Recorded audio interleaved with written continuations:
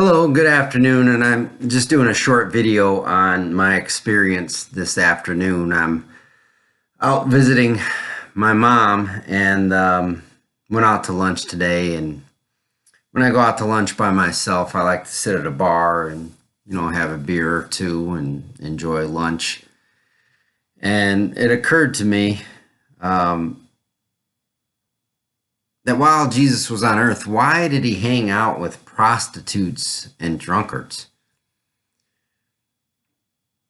Well, it's because the religious people of Jesus' time thought they were good enough to attain to God.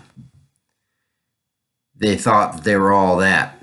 So he couldn't hang out with the religious people because the religious people were jealous of Jesus, because Jesus was the real deal. He was the Messiah. He was the Son of God. And that offended the religious people because they thought that they were pretty darn good at what they did. That's what jealousy is. Jealousy is wanting to be something, and then when someone else comes along that's better at that than you are, you become jealous. Okay, so let's say I'm a good basketball player. If someone comes around that's a better basketball player than me and gets more accolades, and the girls and the fans adore them because they're better at basketball and they get the scholarship you wanted, they get the glory that you wanted, you become jealous, right? Because that's what you wanted, yet someone came that was better at it than you and they got the things that you wanted. That's exactly what the Pharisees, the scribes, the Sadducees were when Jesus came along. They had attained to religious glory, and they thought they deserved the highest place at the table because of what they attained in religion. Well, Jesus came along and he got the adoration and the glory that they wanted, so they became jealous. They became jealous and they hated Jesus because he attained and was what they wanted to be.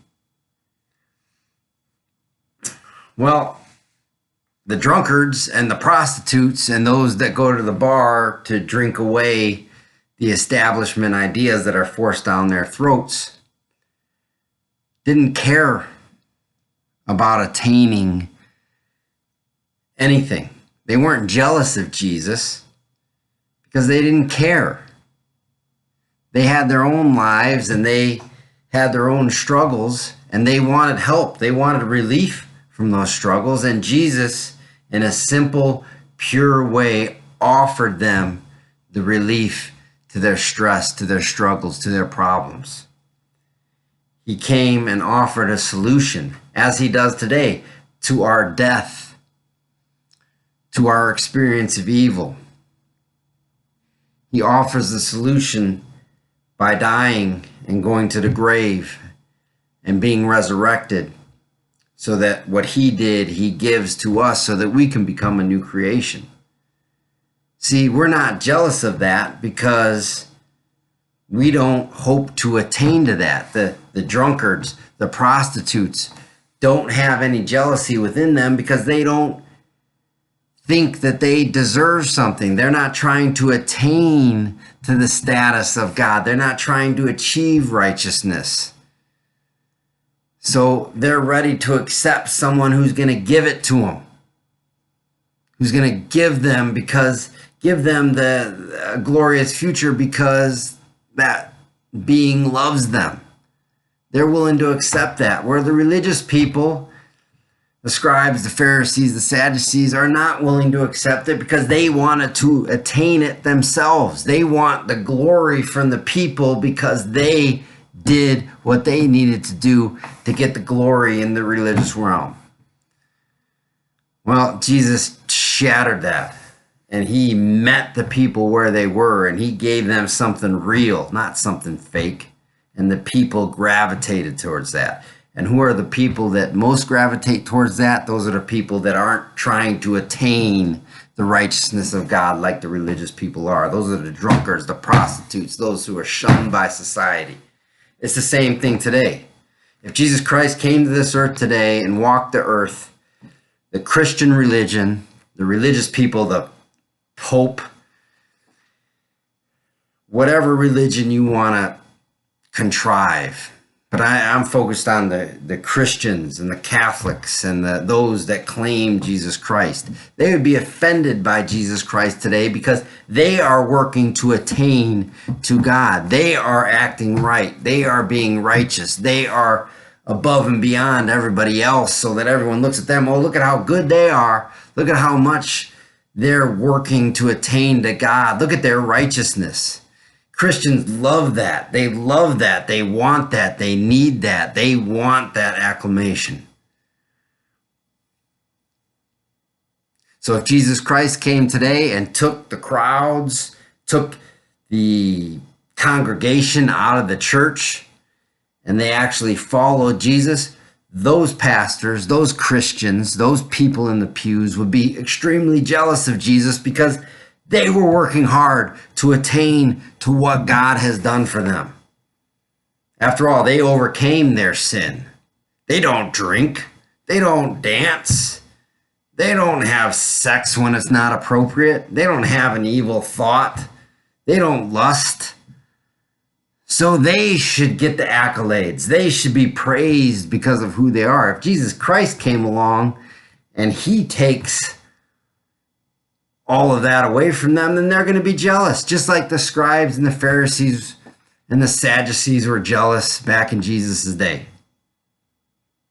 That's why if Jesus came to this earth today, he would be in the bars, not at the clubs. You don't go to clubs because you don't talk at clubs. All you do at clubs is dance and try to hook up. I'm talking about bars, going to bars. And anyone out there who doesn't understand what it's like to be alone at times where you have to go to a restaurant on your own and, have a few beers, you won't understand this. But Jesus would, because he would go to the bars where you have conversations with people. And those conversations lead to the truth because Jesus Christ meets you where you're at. I had a conversation with a guy today at the bar that, he was a truth seeker. He knew about what's going on in this world and the fake government that's being run by Satan and trying to impose this new world order and the beast system. He knew about all that. And I had an opportunity to share Christ with him, share the fact that we don't have free will, that Jesus Christ is the Savior of all mankind, that he created all, that he loves all, and that he will bring all back to himself and present it to God perfected based on his own death, entombment, and resurrection. And it's the first time he heard of that. And he wanted to talk about, reincarnation and all this stuff, which, okay, we get a lot of ideas. I understand that. But this guy was so open to the truth and he reveled in it. He loved hearing it. I don't know if he's going to accept it or believe it or not, but he's so more willing to do that than any religious person I ever talked to. Every religious person I talk to, every Christian I talk to, they're so engulfed in their own self-righteousness that anything that comes and threatens that, they're jealous of, and they refuse it. They won't listen to truth. Or this guy who's drinking a lot of beer, having lunch, likes to have sex, as he said to me on numerous occasions. But he was more open to the truth because he didn't think he attained to anything of God.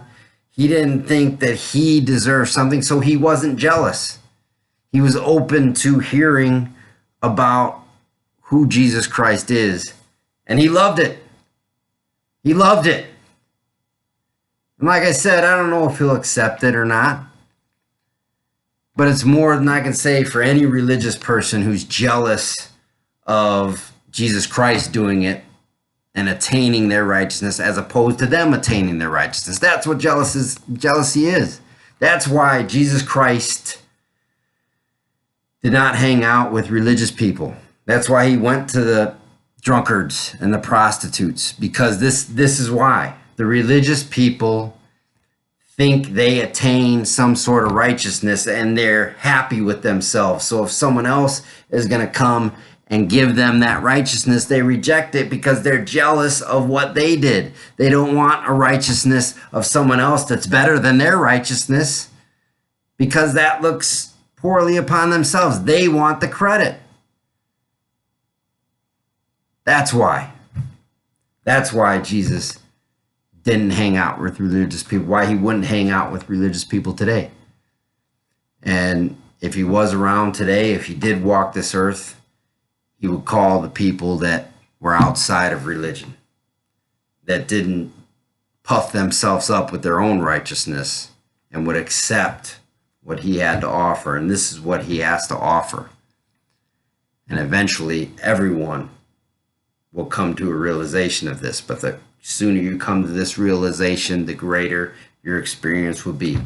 And it's this, that the religion, the righteous people cannot attain the righteousness that it takes to get to God. The only righteousness that you can possibly get that attains to God is given to you by Jesus Christ through his death, his entombment, and his resurrection. And he will give you belief in order to believe that truth. And if you do have that belief, you come in early. If you don't have that belief, then it's not his desire for you to have that belief right now. You will eventually come to that belief and that realization in the future. But through his death, entombment, and resurrection, every single man, woman, and child that has ever walked the face of this earth will be with God in heaven forever because of Jesus Christ and his righteousness that he gives to all humanity, not because of humanity's attempt to attain that righteousness. That's the truth of Jesus Christ.